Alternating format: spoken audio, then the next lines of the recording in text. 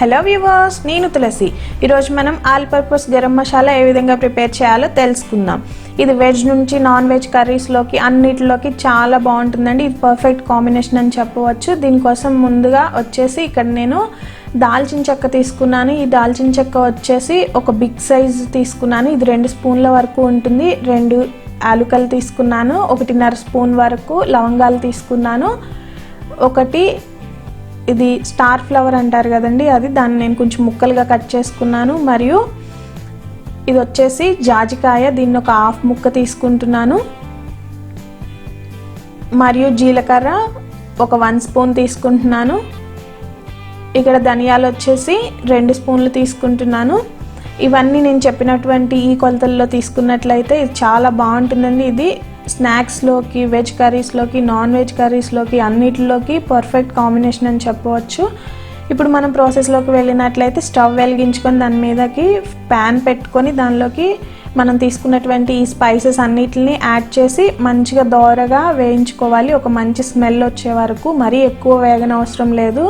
వాటిలో ఉన్నటువంటి పచ్చి వాసన పోయి కొంచెం దోరగా వేగితే సరిపోతుంది.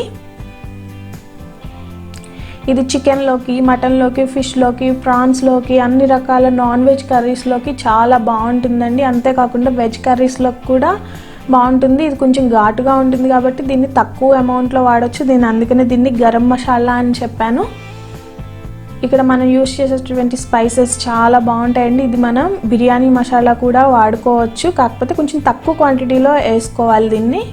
ఎందుకంటే కొంచెం బాగా స్పైసెస్, మనం అన్ని రకాల స్పైసెస్ వాడాం కాబట్టి కొంచెం స్పైసీగా ఉంటుంది. అంతేకాకుండా చాలా మంచి స్మెల్ అన్నది ఉంటుంది. ఇక్కడ నేను చూపిస్తున్న విధంగా కంటిన్యూస్గా కలుపుతూ కొంచెం దోరగా వేగే వరకు వేయించుకోవాలి. అలా వేగిన తర్వాత ఒక ప్లేట్లో పోసి చల్లారే వరకు పెట్టుకోవాలి. ఈ విధంగా మంచిగా చల్లారిన తర్వాత దీన్ని మిక్సీ జార్లోకి తీసుకొని ఫైన్ పౌడర్గా పట్టుకోవాలి.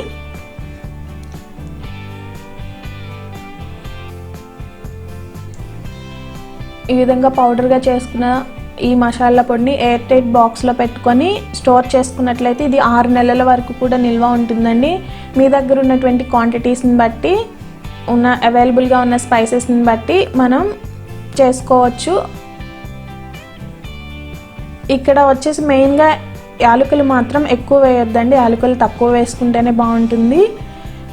లవంగాలకి డబుల్ క్వాంటిటీలో కూడా దాల్చిన చెక్క వేసుకోవచ్చు.